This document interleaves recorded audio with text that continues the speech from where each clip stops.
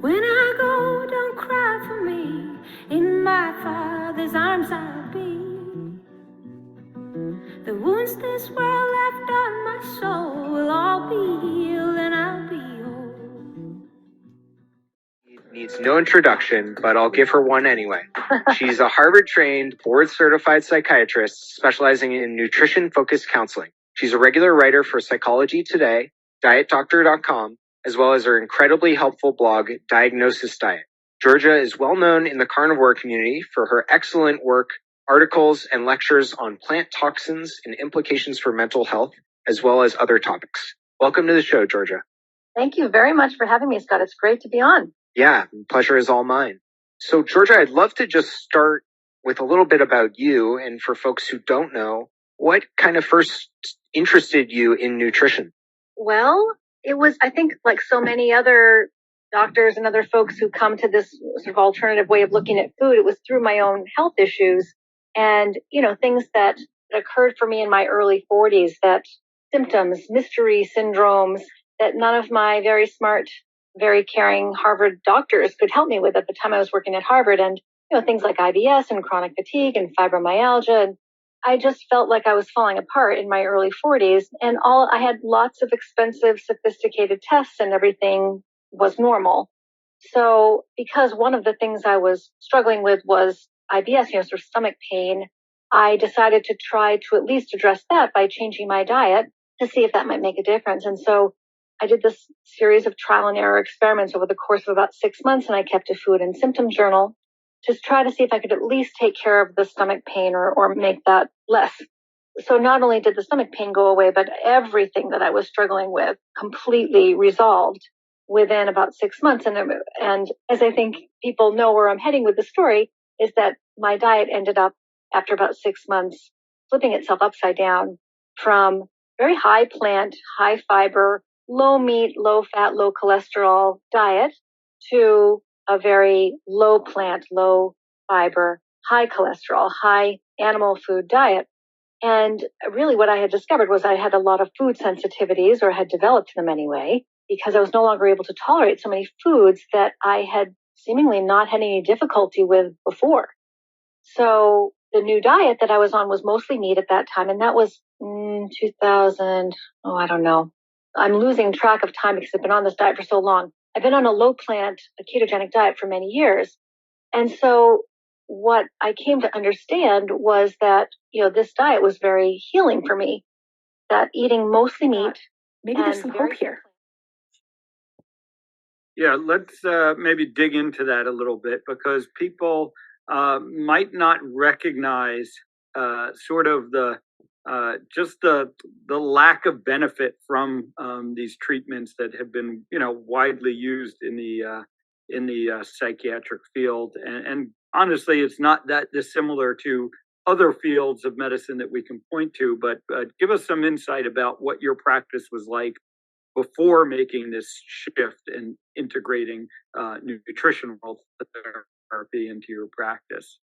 Sure. So at that time, I'm in Massachusetts. I'm based in Massachusetts, grew up in Massachusetts. And my practice at that time, when I'd left residency, I moved to Cape Cod because it's one of my favorite places in the world to be.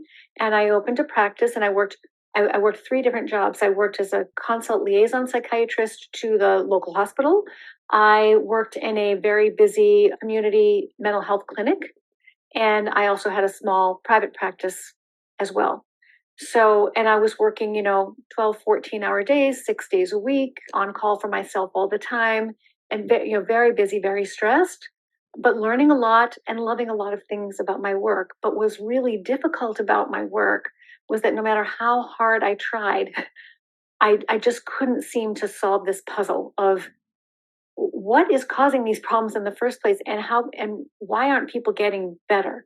I would try medicine after medicine. Really, what we're trained to do in psychiatry residency is psychotherapy for the psychosocial root causes of mental health conditions, things like trauma and stress, family issues, that sort of thing, your mother, and, psychotherapy. And then we're trained to address the biological root causes of mental health conditions, which we were taught were something about chemical imbalances that run in your family, vulnerabilities that are biological. We were taught to address these chemical imbalances with medications, but we have no tests. Even today, we have no way to really test your brain's neurotransmitter activity. So we don't really understand fully how the medications that we prescribe work. And so what we are doing is literally practicing in the dark. So when somebody comes in and they have any issue, attention issues, depression, PTSD, psychotic symptoms, mood swings, whatever it is, we are writing down your symptoms. We're giving you a diagnosis because the insurance companies require that. We're trying to figure out which box you fit in our book of diagnoses, and then we're literally guessing about what to do next. Because that giant book that we use to look up your diagnosis tells you nothing about what's causing your symptoms and nothing about how to treat them. So it is trial and error. It is frustrating for the psychiatrist as well as for the people who come to see the psychiatrist. And it can take, in many cases, many months or even a year or two to find a medication strategy that is worth taking. And even when it helps you, you almost always will pay a price for that relief in side effects that significantly impair your quality of life. So sexual side effects, weight gain, feeling tired, feeling like your emotions are flattened. And in many cases with the stronger medications like the antipsychotics and some of the anticonvulsant medications, sometimes a significant amount of metabolic dysfunction, high blood sugar, high triglycerides, 10, 20, 30, 40, 50, 60, 100 pounds of weight gain, and heart disease and type 2 diabetes. Your blood sugar and insulin levels rise within minutes to hours of taking the very first dose of an antipsychotic medication. So that's how practice is still for most psychiatrists. Most conventionally trained psychiatrists are using trial and error tactics to guide their therapies. Yeah, one of the things that was kind of most surprising to me was, the non-specificity of the medications that are used in psychiatry and how they're kind of blanket applied to all these different, what are supposed to be different psychiatric, diagnoses. And yet we use these medications, they kind of just all get applied and trialed, and a lot of the medications weren't even developed for psychiatric reasons. We look at something like seizure medications that get, have been shown to have some benefits, and it kind of shows you the sort of non-specificity. Like you said, we don't have tests for these supposed biochemical abnormalities. We just kind of postulate that they're there based on some lab studies done on rats, and then try and apply that to humans. What gave you? So it's one thing to say, okay, I've tried a dietary approach. It benefited me personally, and then it's another thing to take that leap and start applying it to your patients, and especially in an area where it's not commonly applied to patients, or there really isn't an obvious linkage between diet and the condition that you're trying to treat. Tell us what it was like starting to introduce this into your practice, and what kind of gave you the confidence that it was worth trying. Yeah, it is a big leap, but I didn't jump into it. So I was very careful to study nutrition for several years first before even thinking about introducing any of these concepts to my patients, because I honestly, this diet that I ended up on myself was it's a mostly meat diet, high fat, high cholesterol, high meat, low plants, etc. I knew nothing about nutrition at that time. I thought that diet was going to kill me. I mean, I thought, okay, this is a really useful diet. It's helping me. Clearly, it's helping me, but I can't recommend this diet to my patients without learning more, because I could lose my license. I could harm somebody. I don't know anything about nutrition, not the first thing. But I'm a very curious person. And I guess as a psychiatrist, I guess one of the reasons I am a psychiatrist is I really like to get to the bottom of things. And so I just started studying nutrition for the first time, I just read article after every article I could get my hands on about nutrition from every angle I could possibly approach it from. And as you know, it doesn't take long. You scratch the surface of some of these studies that are advising us to eat, high fiber diets, mostly plants, low saturated fat, etc. There's no there there. There's no science behind any of those recommendations. And so that got me even more curious. Well, how are we supposed to know what to eat if there's no science to support what we're told to eat? How do we know what's good for us? So I took several years, actually. It was really between about 2008, 2009, and 2012 before I would even speak about this topic publicly. And then started gradually incorporating just very simple nutrition principles into my work. We're not talking ketogenic diets at that point. We're not talking carnivore diets. We're talking whole foods. Let's just see if we can work on sugar intake and refined carbohydrate intake. Let's just see if we can, maybe try grain-free or gluten-free. Just giving people different options about how they could gradually make healthy changes to their diet.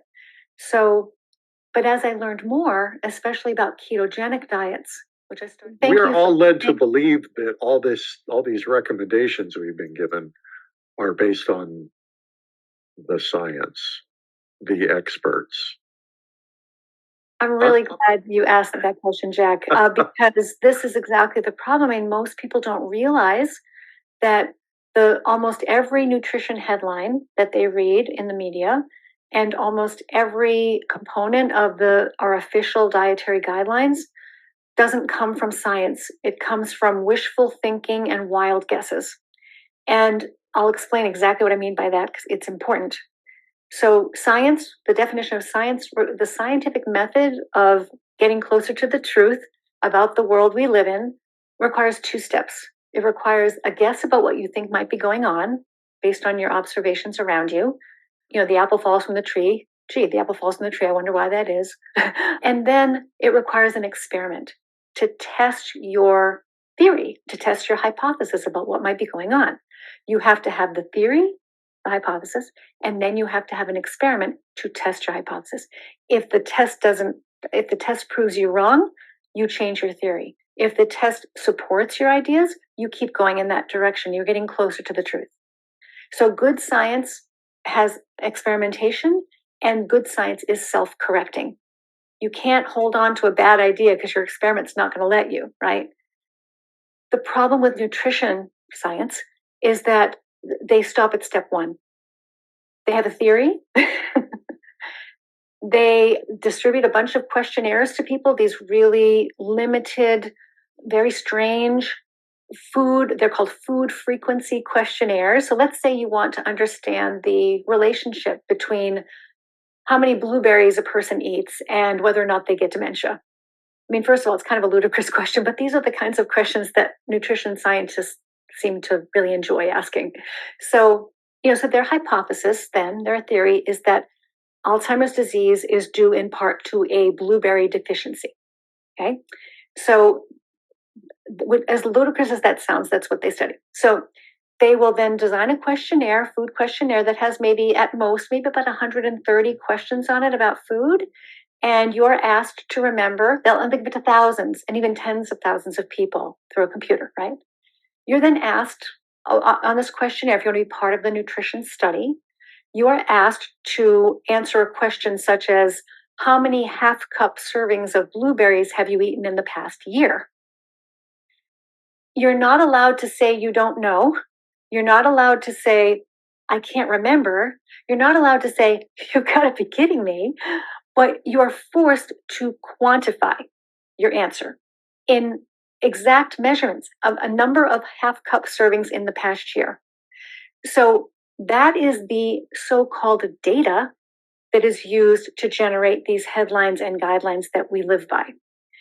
Nothing is measured. Surely they're not all like that.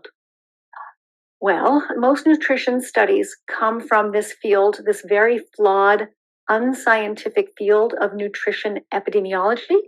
Most headlines do come from that field. No, there are some exceptions. There are some experimental nutrition studies Those are the ones we can pay attention to. Those are the ones worth paying attention to, but they are not the lion's share of the nutrition science that we see.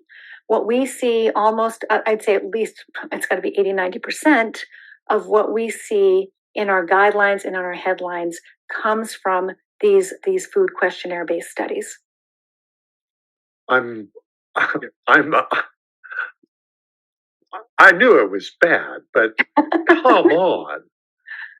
80 to 90% of what the experts tell us that the science says, and for those of you who are merely listening, I'm doing the air quotes around both those phrases, is based on food frequency questionnaires. Yes, I mean, most of us can't remember what we had for lunch. Exactly. I eat a very limited diet. I have a lot of food sensitivities. There's only a really short list of foods I eat. I can't tell you what I ate last week, let alone a year ago. So there's nothing. Science requires data. Science requires data, things that you can measure, concrete pieces of information like how tall are you? How much do you weigh? How many jelly beans are in this jar? Something you can count, measure, weigh, quantify. Nothing is ever measured in these studies. People are asked to simply guess how much of XYZ they've had. So much fantastic information is completely ignored by conventional nutrition researchers. I just became obsessed. So I guess that's what happened to me. And that was, I don't know, maybe almost 10 years ago now. Wow. So many people underappreciate the powerful role of nutrition in brain health. So when I was in medical school, 4 years of medical school, we probably had 2 or 3 hours worth of nutrition education and nothing about the relationship between food and the brain. And then 4 years of psychiatry residency, we didn't talk about food once. So when I left residency, I really never, it did not cross my mind that the food choices we made were having an impact on our mental health.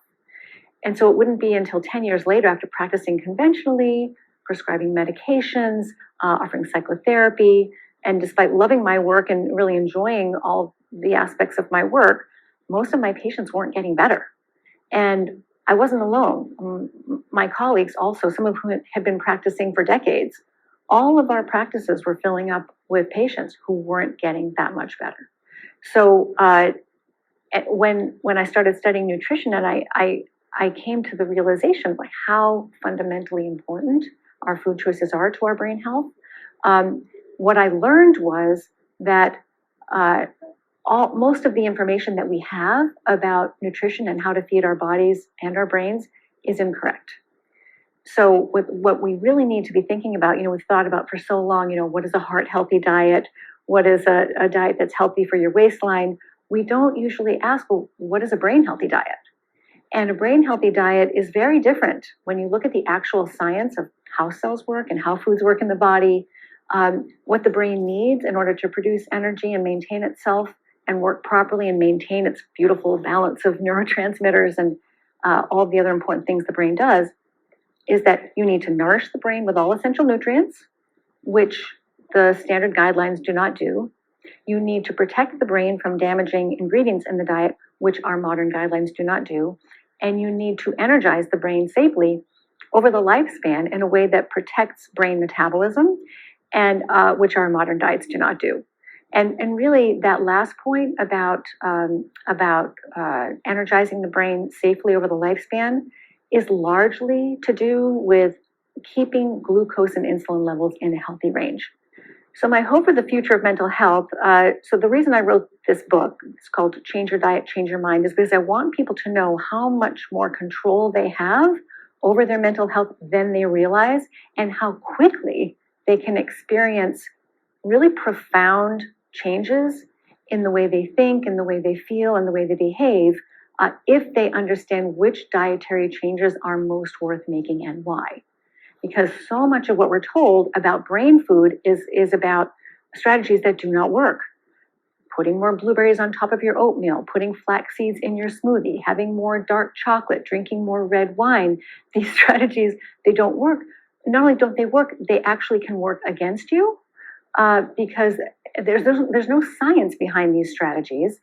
And this theory that all we need to do is eat more plant foods, more colorful plant foods full of antioxidants, that superfood strategy, not only doesn't it work, but the foods that we're being told to consume, or the products we're being told to consume that are so rich in these antioxidants, are usually also loaded either with sugar or with alcohol. So for example, in the case of dark chocolate, sugar; in the case of red wine, alcohol. What you're doing is you might have a tiny little bit of a plantioxidant inside, those foods or beverages. But in the case of chocolate, it's surrounded by sugar, which is a powerful promoter of oxidative stress, which is what we're trying to fight with antioxidants in the first place.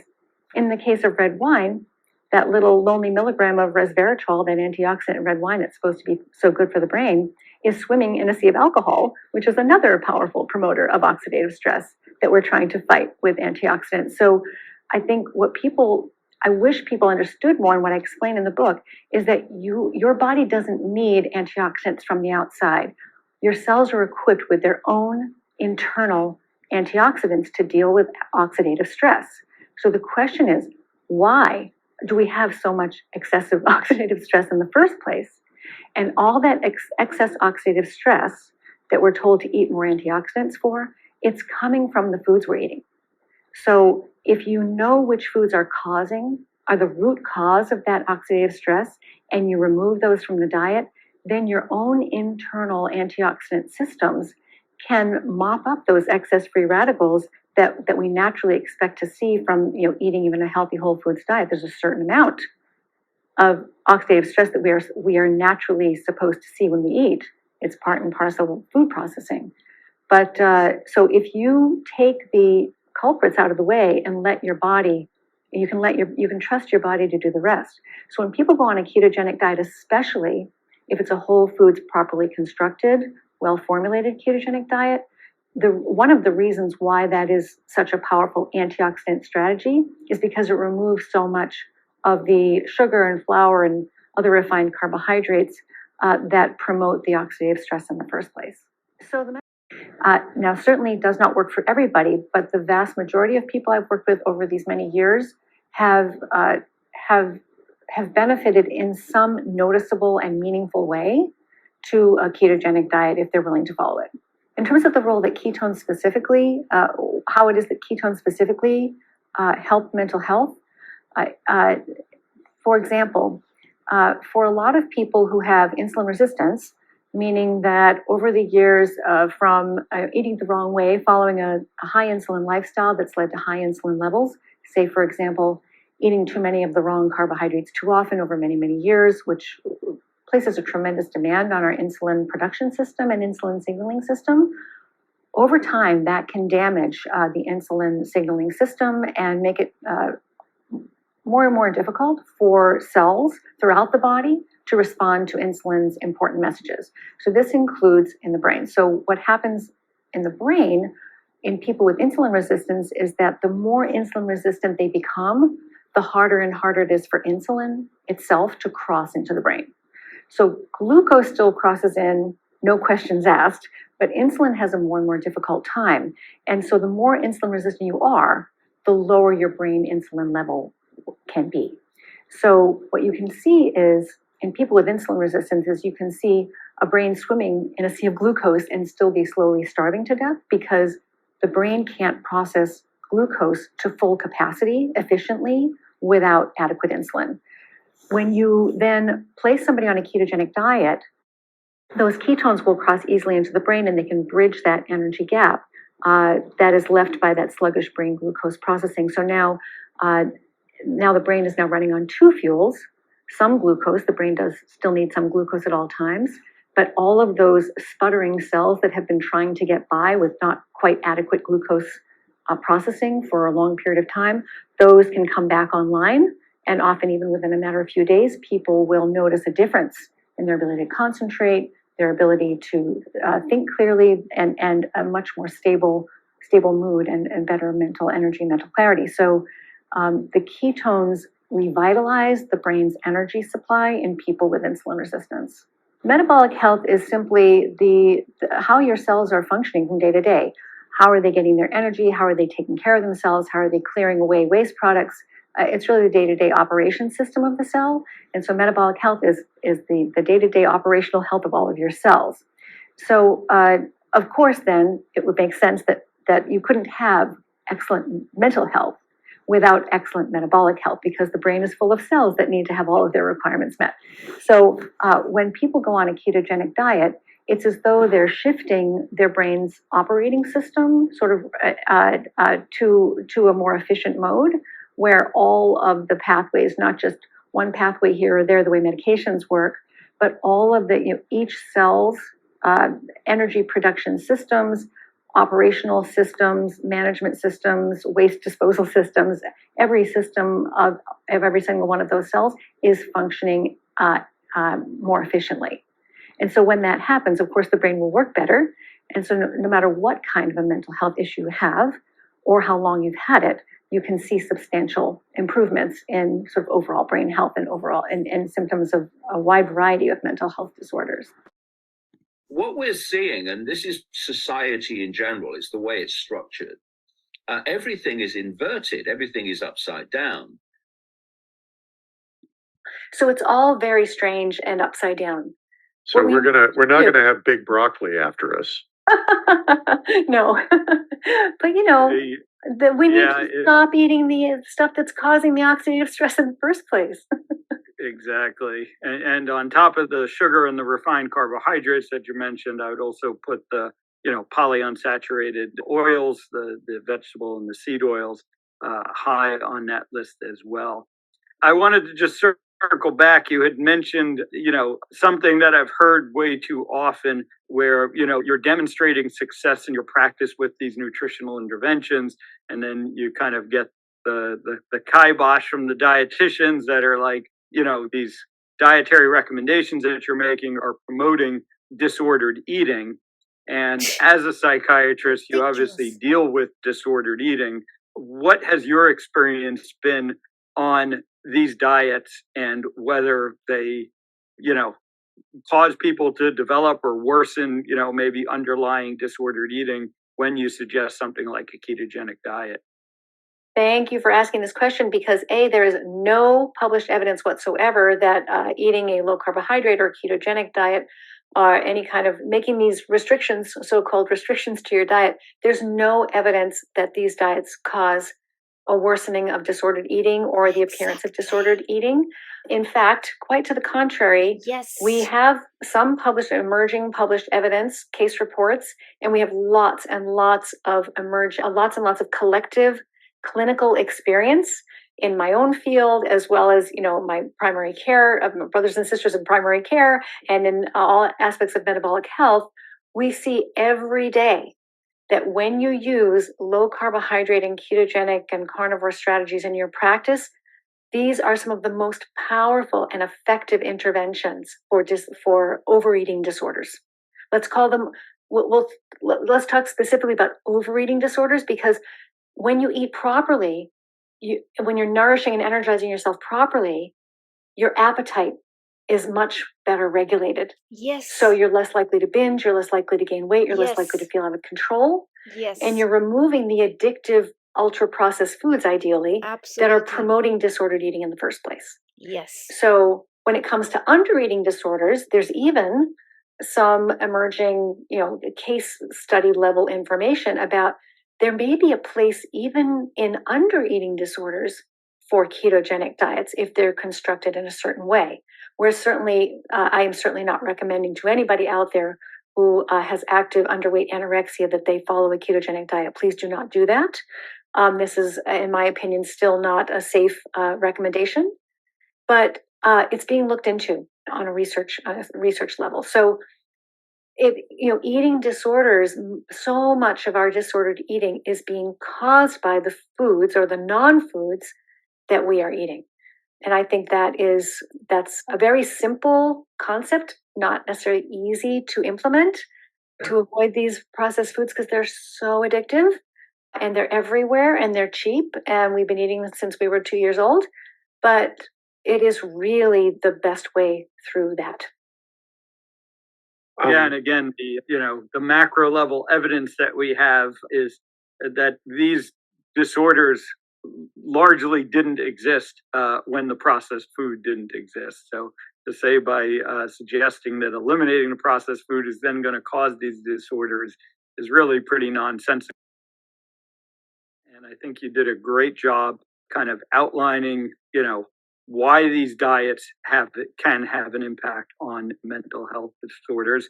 And then you make some recommendations about how people can implement this into their daily lives. Maybe hit on some of the highlights of what's in the book for people.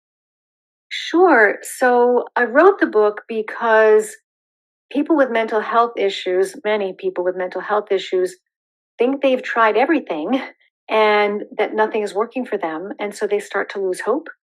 But what I want people to know is that there are some very powerful strategies that are well worth trying.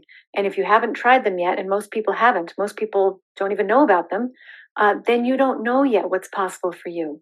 And I mean, everything from substantial improvement to reduction in medication usage to elimination of a need for medication in some cases, to complete recovery. You don't know what's possible for you until you try, and it doesn't take long. So that's why I wrote the book. And so I've got a lot of strategies, and then the book is in 4 parts. Part 4 of the book is all about how to, how do you change your diet, and which dietary changes are most worth making and why, and kind of walk you through a roadmap of kind of an experimental roadmap, if you will, seeing if you can improve your mental health using these special dietary strategies. But the first 3 parts of the book are all leading up to that, giving you all the scientific information that you need to feel comfortable and confident that these interventions are safe. They're not just safe, they're superior in every way to the general recommendations that we have been given about nutrition. So, and it took a lot of work to put that information together because there are a lot of myths out there about what causes mental health disorders, what a brain healthy diet looks like, what a healthy diet looks like, which foods have the most nutrients in them, which foods are safest for you to eat, which foods are most likely to cause disease. So there's a whole chapter about meat, because even though if I were to say meat is good for you, and that's really all I need to say, because that's all you need to know, I have to spend an entire chapter telling you why meat is good for you and why all the things you've ever heard about meat are incorrect. Come and eat from heaven's store, come and drink and thirst no more. So weep not for me, my friend, when my time below does end. For my life belongs to him who will raise the dead again. It don't matter where you bury me, I'll be home and I'll be free. It don't matter anywhere I lay, all my tears be washed away, all my tears be washed away.